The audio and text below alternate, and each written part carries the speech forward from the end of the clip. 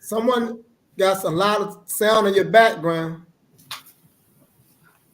There we go. There we go. BB Fahodier Black family, welcome back to another episode here at the School of Urban Philosophy, where we are always straight up, straightforward, and straight to the point, where information is utilized to advance and promote the best of Black survival here in the United States of America and throughout the world. Tonight on Urban Philosophy, here at the School of Urban Philosophy, we're going to go into our general discussion. Nothing's on my heart right now at the moment. As we get into this discussion, something may pop in my heart. I got my two comrades right here. How y'all brothers doing? How you doing, comrades? One blood, Bob. I'm doing good. How you doing? Counterclockwise. One blood, Bob. I'm doing great. Excellent. Counterclockwise. Beautiful, beautiful, beautiful, beautiful. So just looking at you brothers, man, something did just pop. Sankofa, Brother Gregory, Brother Ifa Bamala, BB Fahodier, Sankofa race first. The beauty of Black people, man, like the beauty of Black people. And by beauty, I mean it in an all-encompassing way. Beauty from the perspective, most definitely the physical physique of just us physically, but beauty in the sense of our rhythm, our pizzazz, our dynamism, our creativity. Like the way in which, you can place us in the worst situation and we birth something so beautiful out of it. Just think about like the clothes that, like the used jeans. Remember the used jeans and the damaged jeans? That we people wear those clothes now. They got the little cuts in it, little holes in it. But that's us. That came specifically from us. The acid wash pants or the stone wash pants, those type of jeans. That came from us, and we can go on and on and on. So I'm thinking, I'm gonna put it to you, brothers. Like, what do you think about in terms of if you do Black beauty? Like, what does that mean to you? Like Black beauty. What's your thoughts? Yeah, the first thing that comes to my mind is just like our determination, our drive. And I find it to be beautiful because, like you were saying before, we've been in the worst conditions. However, we're still like extremely still potent. Like I was thinking about the story about Booker T. Washington. I've been really studying his book, Up from Slavery. And like his story is like extremely profound because you can see the guy in a suit and tie and don't know his story. But he was on a plantation. He was there when they got the letters saying, y'all free to go. Emancipation Proclamation is an act. And he left. They left the plantation. And when they got off, like he was working in a coal mine as a little boy. They digging in the mines. And he's a little small. He said he used to get lost in the tunnels. It used to be pitch black in there. He couldn't find nowhere to go. And by the time he got off work, it was pitch black outside. And he did that continuously to the point where, eventually he grows up and he's still in more struggle. And so like he's very profound for us because what he brings us is the aspect of mastering trades or mastering, manufacturing, regulating laundry, farming, things that we need to be able to really run our own nation. Like he brings us that, and then he also brings us the mastery of mental skill. And so what it really took him to get there was a whole lot of determination, a whole lot of perseverance. And like, looking at his story, I just see a lot of beauty in it because like it wasn't no cakewalk. Like he was homeless, sleeping under a sidewalk. Like, because I'm a carpenter, I had to think about that. Like, what you mean you was sleeping under the sidewalk? But he slept under the sidewalk for years before he got admitted into Hampton. And so, like just stories like that is just, it really do something to me because the situation that we find ourselves in is very drastic, but it's to the point where it's so sneaky that people really don't notice because we so caught up with, getting the money, paying the bills, and then trying to relax to the point where a lot of damage is being done. But we really still in a really tough situation. And so it's going to take that same determination and will to get out of this situation. And so to me, the beauty is our undying energy to always come out on top, to always succeed, to always be victorious, no matter what we up against. No matter what we up against. So I'll just leave it there for now. And I appreciate that. I like that. The way you talked about Black beauty from the perspective of Booker T. Washington, and I think that is the key. The key is for us to be able to understand our historical figures in relation to ourselves. Like that's the true study of African history, when you can understand it from the position that you see yourself in that story. It becomes transferable. You transfer yourself into the story so you can appreciate, the quality of the story, because the quality of the story is the experience that the individual or individuals have demonstrated. For us, that's the beauty of it. So yes, it's most definitely beauty in Booker T. Washington's story. How about Deesa? What are your thoughts on Black beauty? What do you think about that? What's up, Baba? I just think about perseverance. I'm on the same lines as the Carre. We're dealing with perseverance. I look at a lot of the stories that our people have put out there about, Marcus Garvey. You look at Patrice Lumumba. You look at Amilcar Cabral. You look at Frederick Douglass. Hold up, Yoda. Look at Frederick Douglass, right?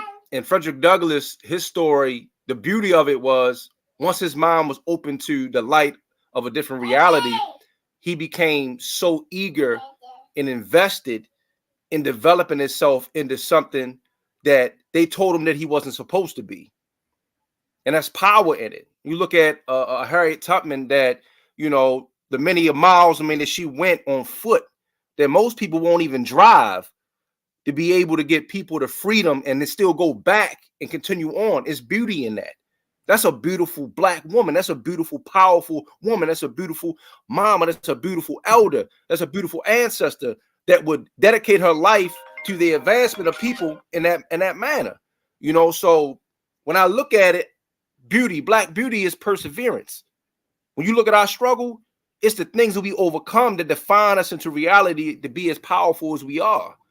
And I think a lot of times what we do is we don't take those stories, like you said, Bob, but find ourselves in it.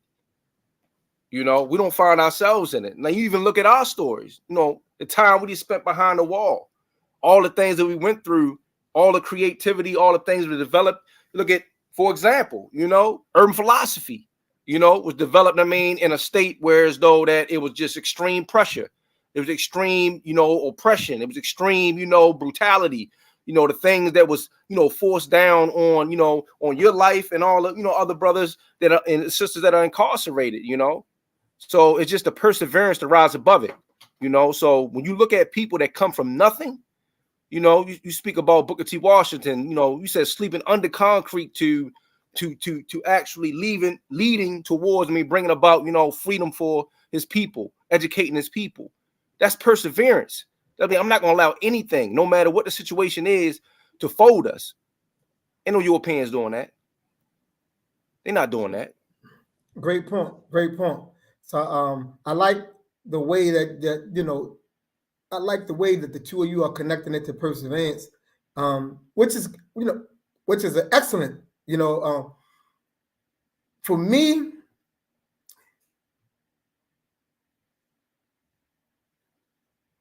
one of the driving features of Black beauty for me is creativity. It's the creativity. It's the innovation. It's inventiveness. That motivates me. I'm motivated by it. That's why I can't, under no circumstances, can I ever give up on us. Even when I feel like we as a people are not making the best decisions and the best choices for ourselves. I don't give up on us, because within all of that, beauty shines through.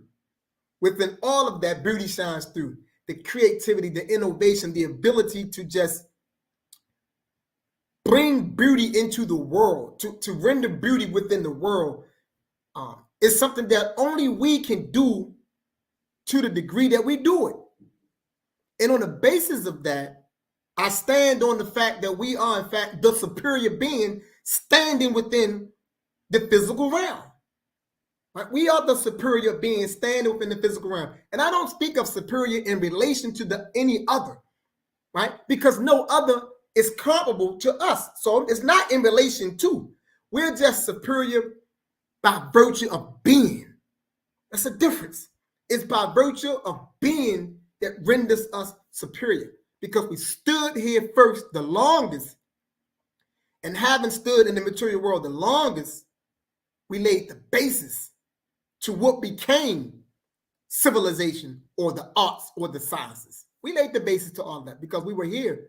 We was demonstrating that. And that's the beauty of us. The beauty is in how we rear our children. The beauty is in how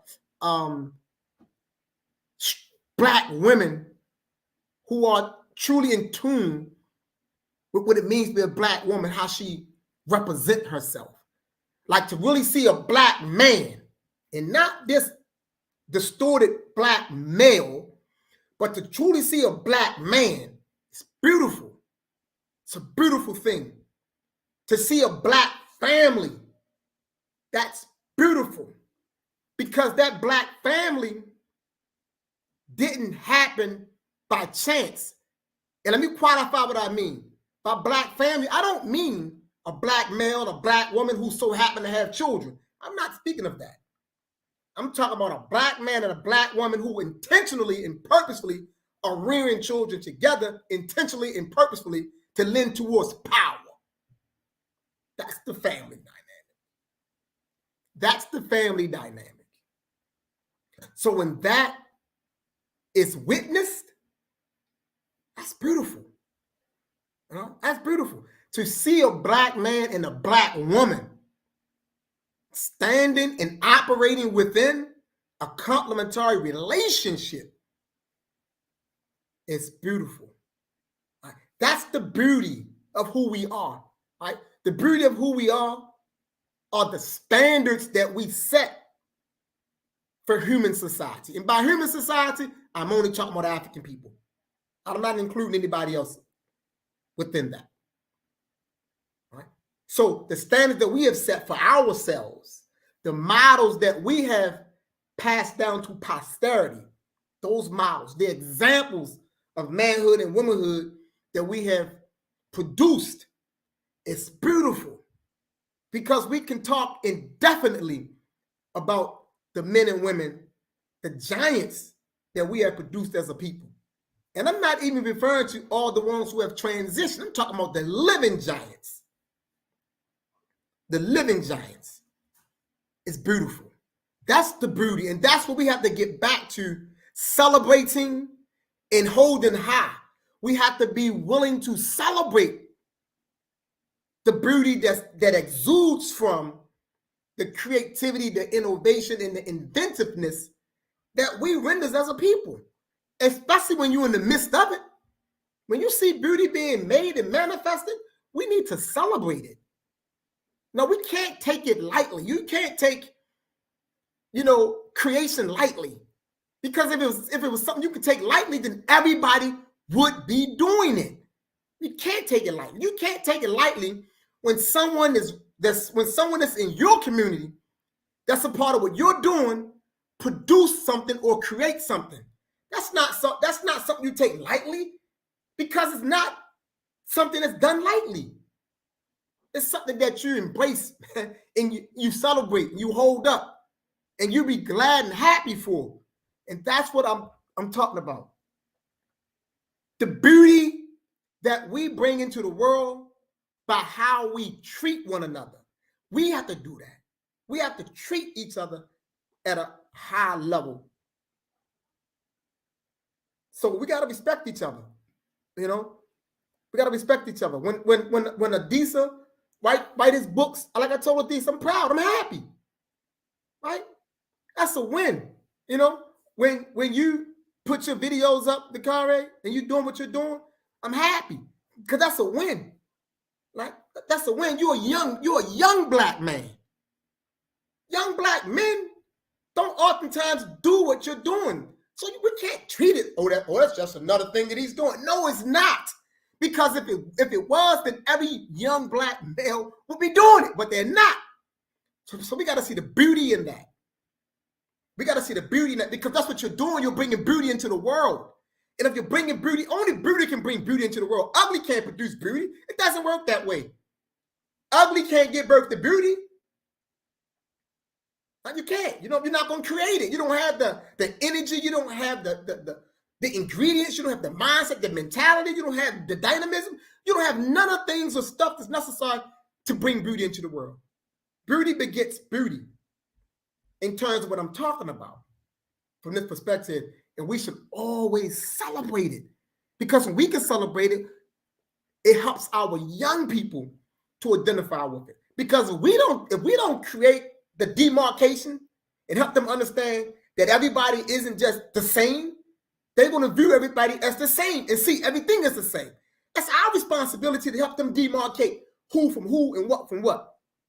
We got to do that, but we got to be secure enough within our own manhood and womanhood to be able to extend celebrations and praise to the man and woman in your midst that's bringing beauty into the world. Beauty is it. Beauty is it. You want to get into car, right? Go ahead, Baba D. Yeah, Hotep. And that's why, I look at everything that I do. And a lot of people always say, like, how am I so determined? How am I always producing? How am I so positive? How am I so, upbeat, regardless of, whatever situation I'm dealt with? And the reality is that, I love being the person that I am, doing the work that I'm doing towards the advancement of our people. It's the love that drives me, and that's what creates that beauty. You can't create beauty with hate. You can't create beauty with, like you said, Bob, ugliness. And we have to develop the things that, creates that beauty. Like the examples. We need more African-centered couples. We need more African-centered men stepping up, doing work with boys. We need more African-centered women stepping up, doing work with girls and other women. We need to be able to see those things on a consistent basis, because it encourages that beauty. It encourages that push towards developing that social reality that we're trying to build. But the problem is that, we believe in the wrong things. Like, I look at our ancestors and I look what they did, and I look at the men today, and a lot of the men today that are doing the work are driven by the same beauty that they seen in their ancestors that was doing that work. And then there's going to be boys that's going to see us, and women that's going to be seeing women that's going to be doing this work that's going to be driven by that same beauty.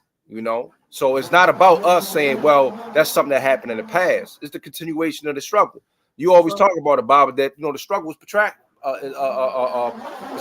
It's forward. You feel what I'm saying? We can't look at it just as it's right now. No, what we're doing, is we're creating history to be able to develop this toward a future.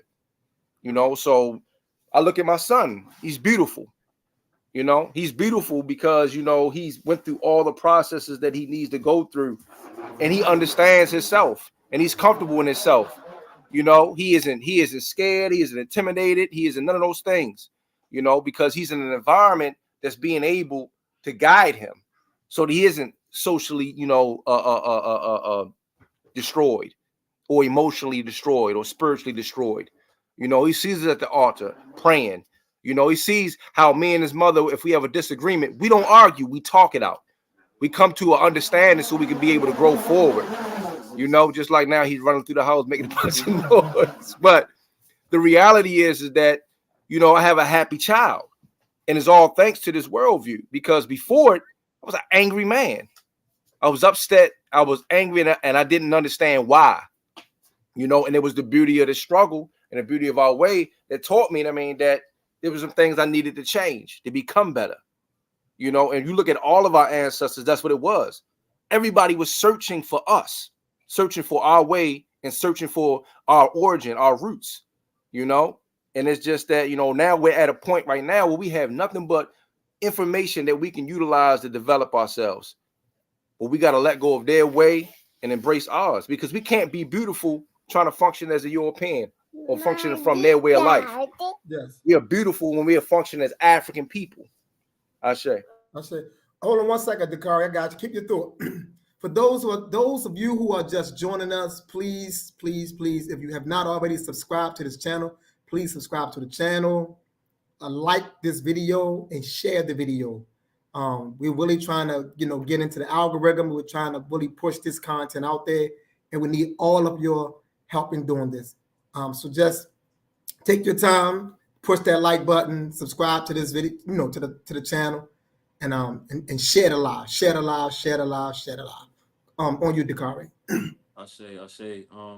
I want to thank you, Baba, for the affirmation you gave me as well. When you were speaking, because that's important. But yeah, I like what you were saying with the inventiveness as well, because it's a lot of things that our people invented that we just don't be knowing about. Like today, I found out for the first time that it was a black man that invented the internet in the current state that it is. Like he brought the internet to the masses, because I guess the internet was only available to like the military or something. But he simplified it so that we could use .com, .gov, things like that. And so all the emails, all the streaming that we were able to do is because of this black man. I think his name was like Emmett McHenry, something like that. And so, I found it out for the first time. But that's powerful, because we can look at our history and see that we did so much. Like, it was a black woman that invented 3D imaging. So all them 3D movies that we see, she got her hand in that. And so you find this consistently throughout our history. And that's the beauty. Like you were saying, that's the beauty. Be powerful. They always want to talk about Thomas Edison made the light bulb. Like, who cares? It's a casing. Like, the black man made the light filament. It's like a lamp. A lamp is not really worth much if there's no fire inside. So, we can look at our history all the way through and just see we did so much powerful stuff. And what Baba Disa was saying, as far as with the aspect of just, like stepping back into our African mentality, that's so important, because that's the reason why the African energy is shut off in some of our people, because, we have to reawaken that African mind. And we got to kind of do it on purpose. Like, it's not something that's just going to be like, you wake up one day, all of a sudden, you floating in the air. Like, that's why Baba Asa Healer talks about reawakening the African mind. And that's why he talk about conceptual incarceration. Because what it is, white people have put their straitjackets on our minds. Therefore, we think inside of their constructs, and we really don't see how our ancestors once seen the world. Because when you look at the plantation system in Brazil, we was running away to the mountains. Like, we wasn't with that plantation life. We was some people was still there, and I'm not looking down on them, but I'm just saying, like, that's the aspect of rebellion and also creativity, because living in the mountains is hard.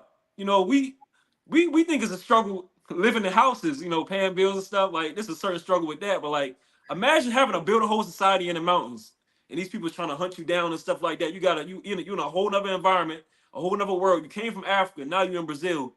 You got to figure out how to survive in the jungle. You build a whole nother civilization away from the plantation that you ran from. So, when I just look at our story, I just see so much power in it, so much inventiveness in it, and so much finesse. Our ability to be able to adapt to a situation, master that situation, and gain the upper hand. Because, looking at all these different stories, you always see us coming out like very victorious. And then, like you said, passing the baton on. Because the work is always done to continue the flow of the river. That book that you gave me, Baba, There Is a River, it was just basically talking about how, like, the struggle, that's what it is, like a stream. And whatever we do in history is supposed to flow downstream and allow somebody else, to keep going in the water. And so I just think that, all the beauty that we have is important for continuing to carry our people on. And so in order to properly create this current, we got to be in our African minds and our indigenous mind as Black people. Because if not, then it's like we're going to be flowing in white people current. We're going to be flowing in Asian people current.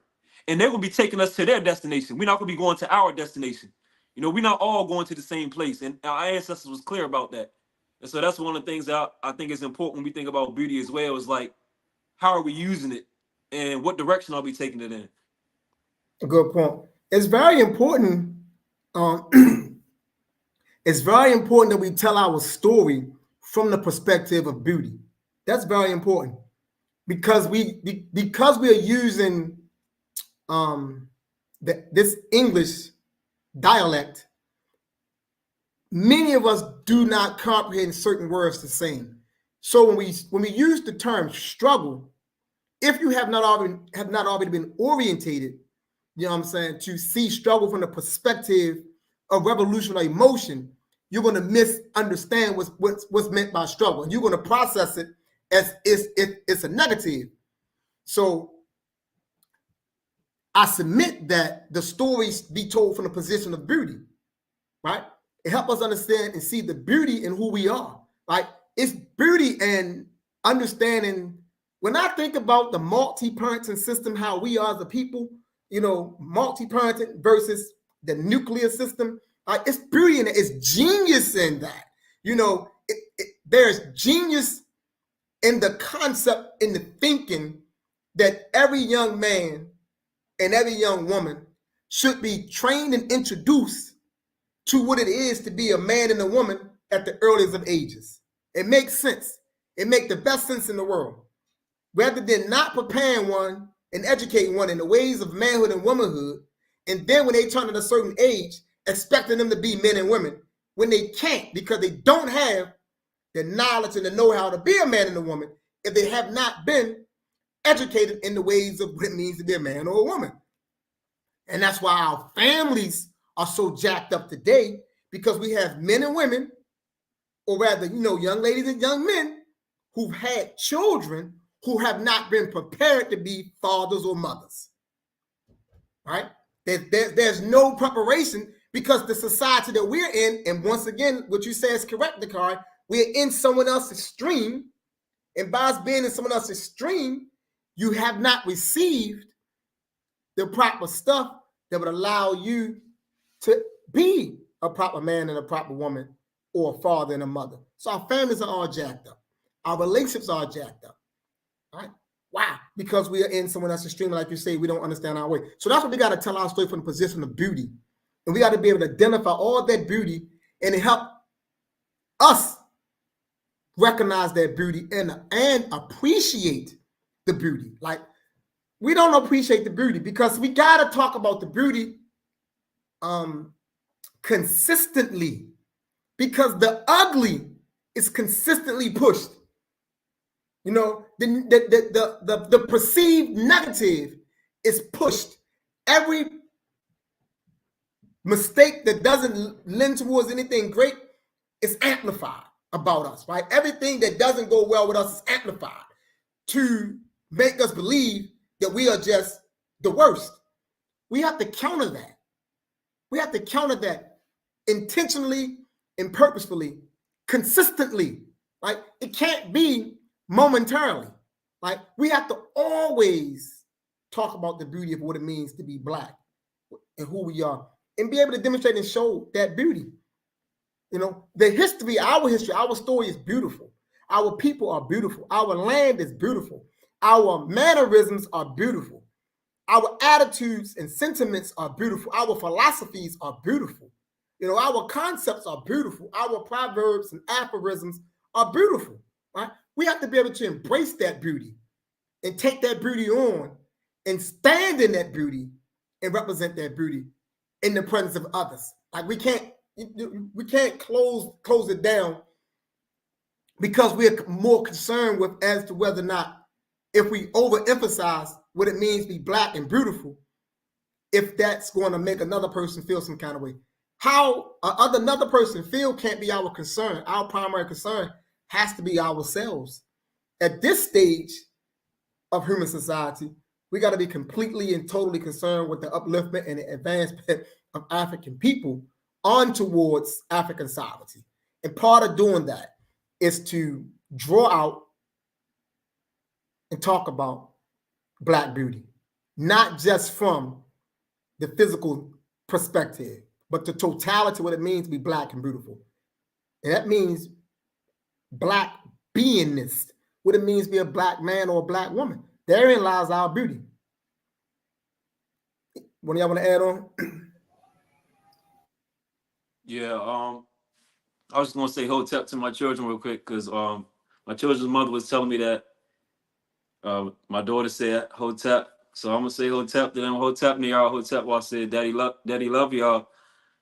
So yeah, I really like what you're doing, Baba, with the aspect of, you know, seeing and transferring, you know, the energy or the negative perception of struggle and increasing it with beauty, because that's what it's about. You know, it's beautiful that we continue to stand after all of this. You know, it's making me think about the Red Summer, 1919. Like, there was a lot of beauty there for our people being able to resist those times, because, you know, white people always like to paint the picture like they was massacring us or they was bullying us. And this time showed that that was not the case. Even though if you try to look at some sources, they're trying to make it seem like, oh yeah, you know, we did this to black people, we apologize. Cut it out. Please cut it out. Like if you look at the example in DC, it was a certain point in time where our ancestors was coming back from overseas because we had a lot of people that was fighting in World War One. And so you had some black veterans who was being rallied by W.E.B. Du Bois. As a matter of fact, I'm gonna read the quote that he put out to these black veterans. Because he went hard. I was like, you know, if everybody that think this guy's a sellout or he's soft, man, they tripping, man. Like I love what he said to the people. So I'm gonna read this real quick. It said, we are cowards and jackasses if now that war is over, we do not marshal every ounce of our brain and brawn to fight a sterner, longer, and more unbending battle against the forces of hell in our own land. We return from fighting. We return fighting. So he was saying that, you know, y'all coming back from a war, but now that y'all back here, we gotta keep fighting. And, you know, these soldiers, they was with that because they seen that, you know, white people was trying to take something to another level, trying to abuse the situation. And so, you know, in DC, you had black people getting on rooftops as snipers, you know, ready to defend the community.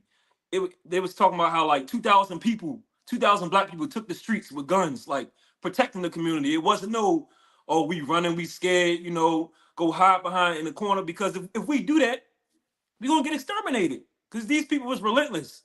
You know, they was talking about how during the Red Summer and the Red Summer situation in DC, matter of fact, they said the president was went on vacation. How dare he go on vacation? And this is happening. Like, they said this guy was on his yacht on the Potomac River while all this is going on. So imagine if we really try to depend on the government, what really happened to us? Like, that's beauty though. Standing up and defending our people, you know. Similar situation in Chicago, you know, some white people throwing rocks at the beach, throwing rocks at black people throwing the rocks back, you know, and then eventually a black child gets struck in the head and he drowned in the water. But then, you know, a black mob come up to the beach demanding justice. And, you know, the police, they're not trying to arrest him. They told him, no, we ain't about to arrest the white dude that just threw that rock at the black child. You know, and the black people turned up on him. You know, a black person started shooting at the police. And then, you know, the riot carried on for several days. And all this happened in the same year, 1919. Several situations. They're saying like at least 26 different cities. This happened in this one year. And so, like, you know, there's a lot of beauty in our situation of resisting. And I want to put an emphasis on that because I think sometimes we look at our situation, we think as if it's irreversible. Like we're going to be permanently in this condition. You know, like when I was in college, I used to always hear people say, you know, like, yeah, capitalism ain't going nowhere. It's here to stay. People would say stuff like, you know, it's never going to change. You know, it is what it is. No, it's not what it is. White people made it like this. Therefore, we can make it a different way. And that's the way I see it. So to me, the beauty is in our ability to transform the situation, to transmutate the situation. And that's why I like the energy of fire so much, because that's what fire do. Transform, transmute, to bring something better, to bring something more refined. Hotep. If I may, Baba. Yes. I think I want to go back to, remember when you was talking about history, Baba? The last one we was on, you was talking about history, and you were talking about our history is not in the depiction or the things that they tried to force on us, but it was in our fight. It was in our resilience to push forward and to fight against, the injustice and things. And also it was in us being together. All of those stances was us coming together, having each other's best interest. And it's beauty in that. When Black people work together, it's a beautiful thing. And it's also a thing that frightens and scares the life out of Europeans. When we are becoming millionaires and billionaires and we don't like each other and we don't deal with each other and we trying to keep up, with white society, they all pro and for us. But it's when we come together and have the best interests of each other, and it go back to, if you go on Nomo and talk about spirit living, right? Part of spirit living, is Black socialization. It's us being, socialized under something, that gets us to recognize the importance of each other, the value in each other, and there's beauty in that. Bob, you also talked about, the family, right? That's the family that sticks together, that fights together, that grows together, that loves each other.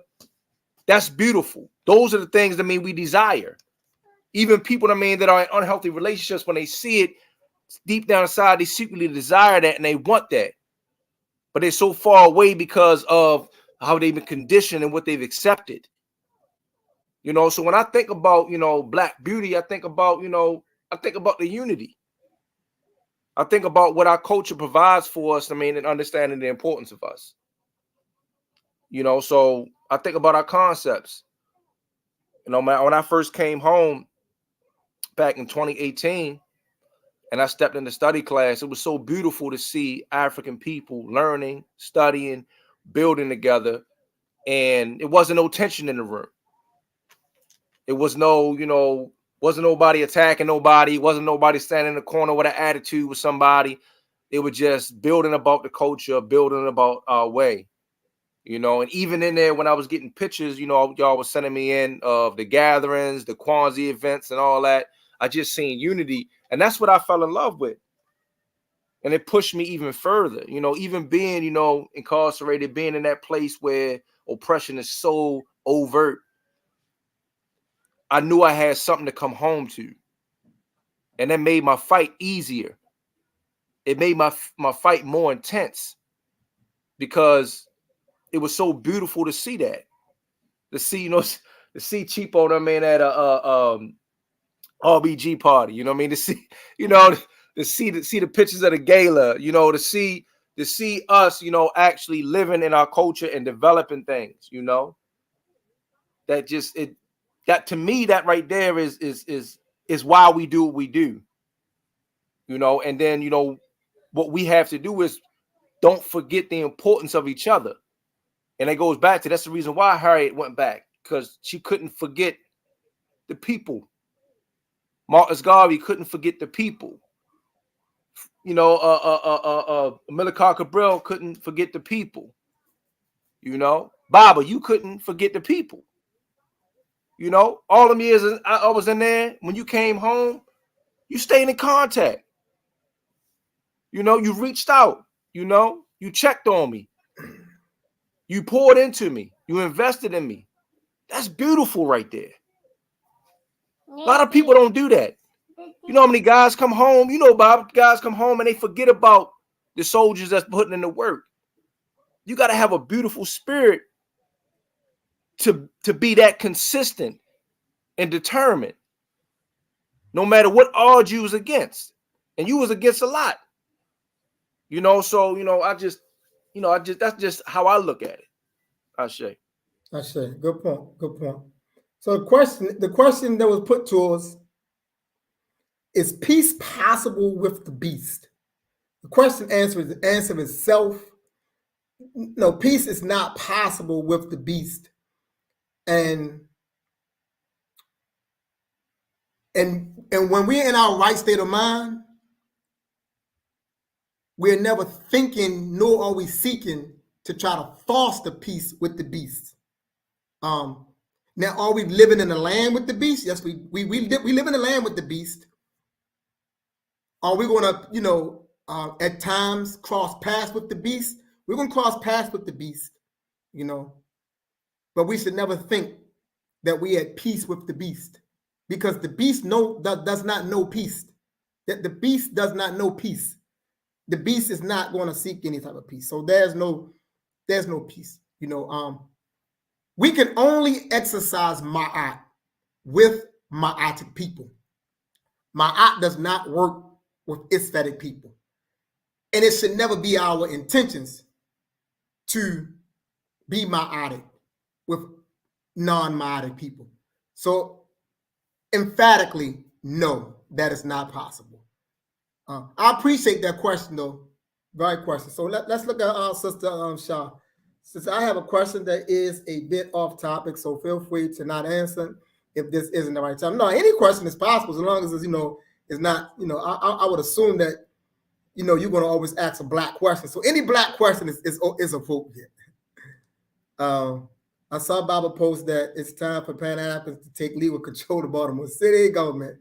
If our people had the opportunity to move onto that idea, what would that look like? Okay. What does it mean in this context for Pan-Africanists to legally take control of a city's government? So great question. I'll answer that question since I put it to the floor. The reason why I use the word legal,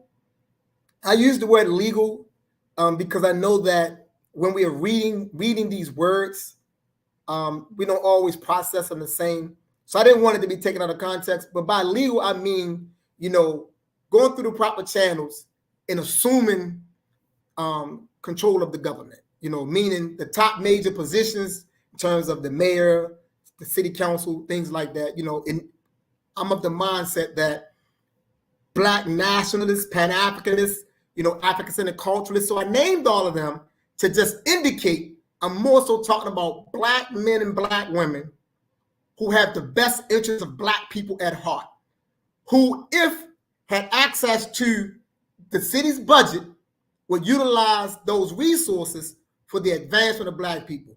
That's what I mean. You say, what would it look like?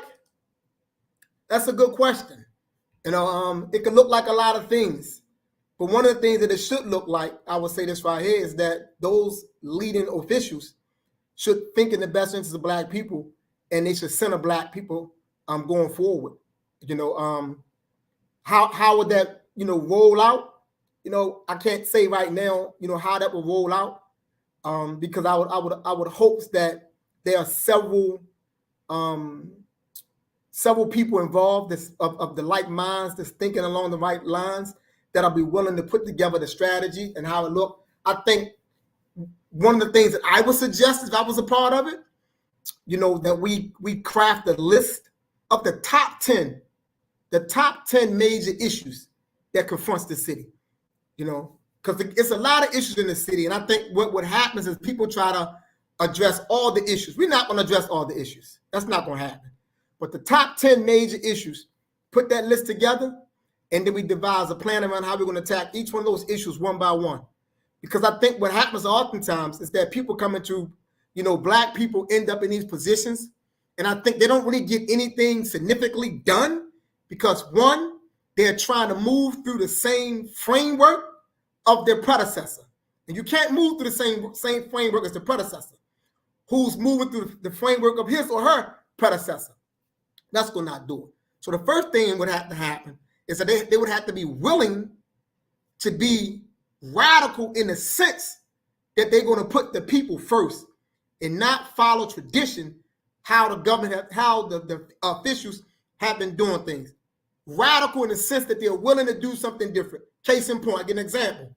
One of the major issues that confronts Baltimore City that impacts everybody is the issue of violence. The issue of violence. You can't police it away. So why come in the office and say I'm going to hire, you know, 20 more thousand polices? Right? You can't, that's not going to get it. You know what I'm saying? Empower the community. Right? Empower the community. Because in every community in Baltimore City, you have what is known as key players. You have individuals who have influence in their community, whether it's the old man, the mother. Every community got someone that got influence. Empower that person or people to regulate their community. And you can begin to reduce violence. You don't got to bring in a whole bunch of police, but that's radical though. See, radical in the sense that you're willing to do something different.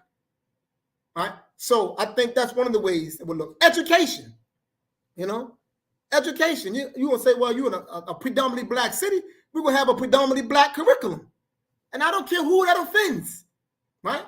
But that take a courageous leader to move like that. And thus far, we haven't produced one of them, to sit in office. So that's why I put that post up, because, it's that time to produce those type of people.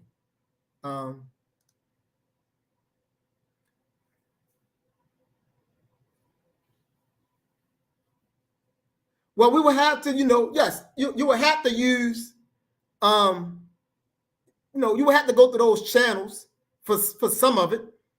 But some people don't necessarily have to be voted in. Some people just can be hired in. Once the right person get in who understand what's going on, then you can create, like I get an example, like we had a mayor, she came in the office and she created a whole new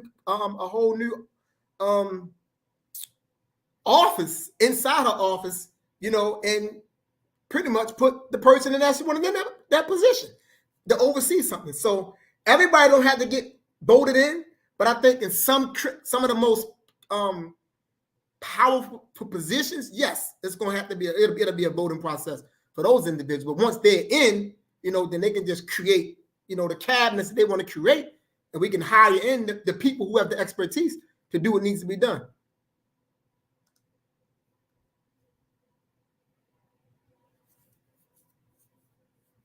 Oh, no doubt. I'll become the mayor.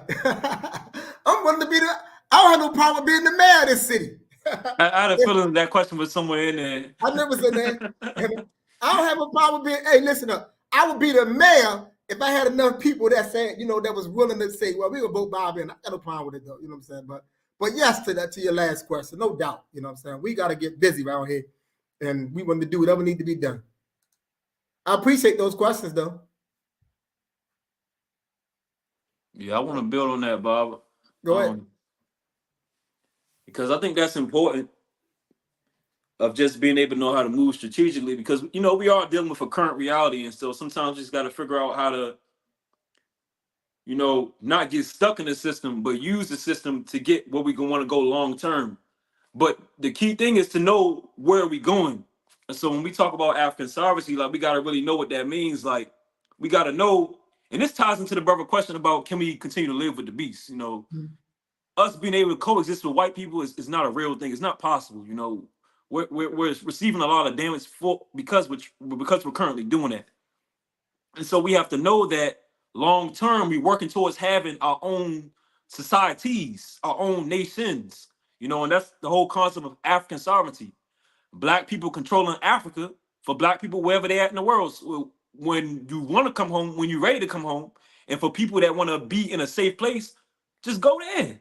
And then it's going to be a certain amount of time, before people actually do that. But in the meantime,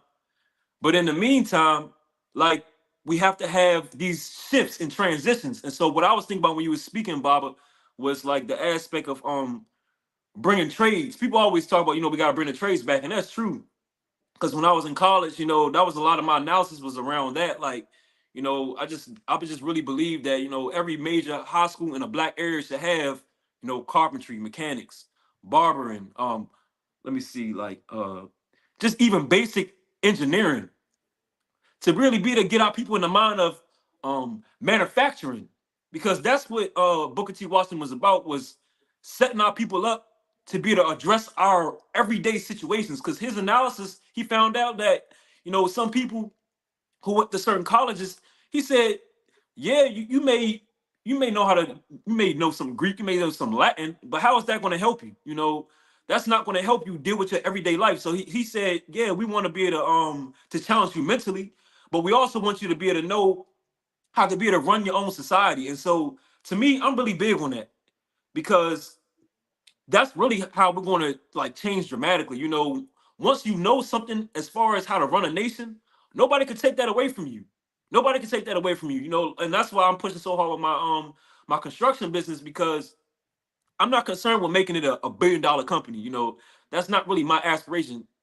My aspiration is laying a solid foundation, so when I pass it on, it can continue to keep getting built, and we can really, start hiring our people and really teaching our people trades. Like, I really want to turn it into something where it's like it's a business, but at the same time, I can have a trade school while I'm teaching, where we're able to teach, black young brothers and even black sisters that want to learn, the trade, so that we can really have a certain mastery over ourselves. Because our ancestors, we knew that stuff. Like, and I also want to tie in this last point, like the aspect of determination, because in us having our own society, we got to be extremely determined, extremely determined.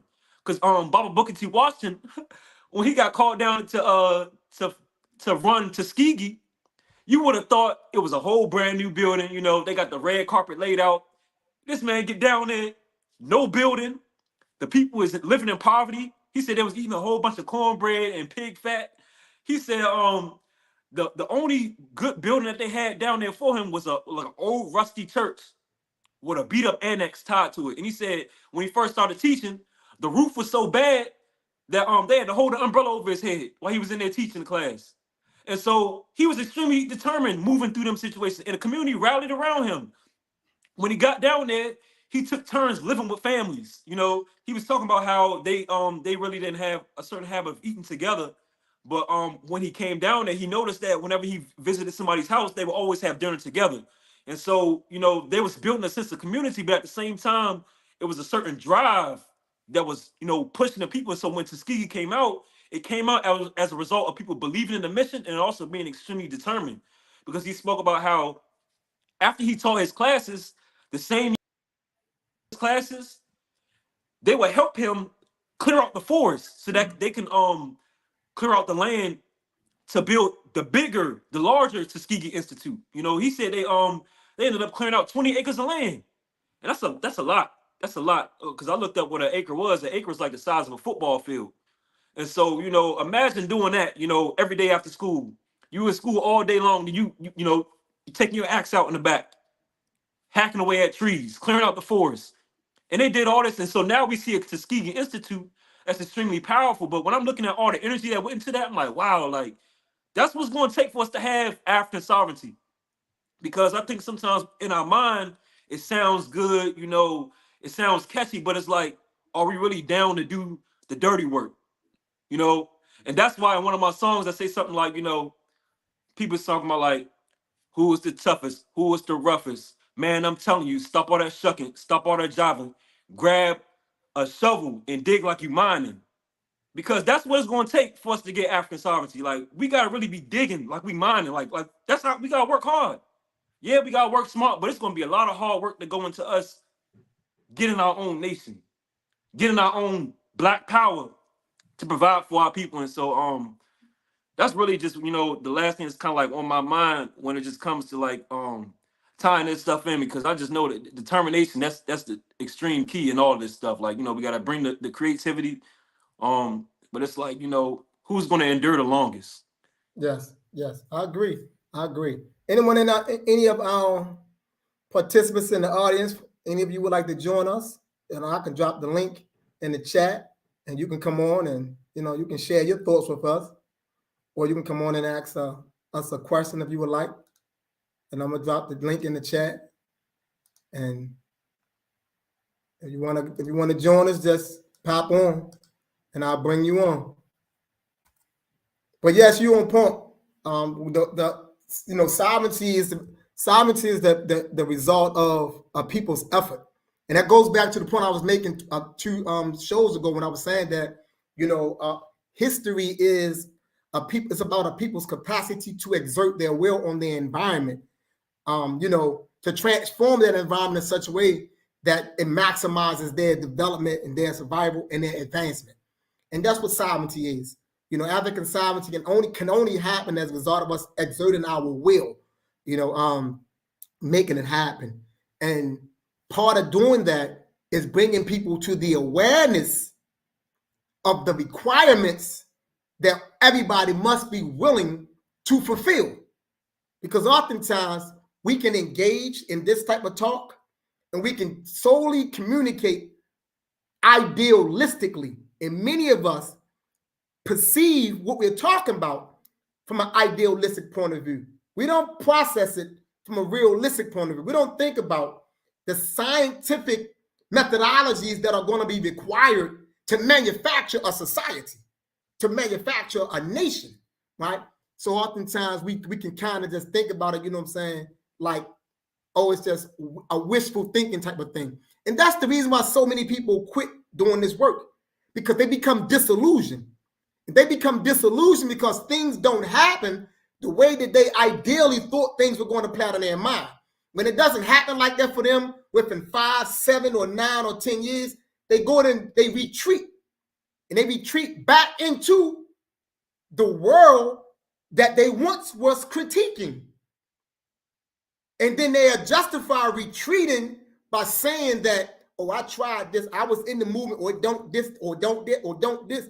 They never look at themselves, because you quit and retreated because you became disillusioned, and your disillusionment is connected to the fact that you thought about the work idealistically rather than realistically.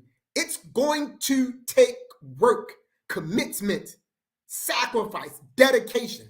It's going to require that to do the things that we're trying to do. It's going to require all of that. It's going to require people to, stay up late, get up early sometime, work 7 days a week trying to do this right, to do a lot of thinking, do some debates, do some talking, build some things, spend some money here, save some money here. It's going to require all of that. Right? And oftentimes we're just not ready to do that. And the reason we're not ready to do that because we don't understand the power of Black beauty.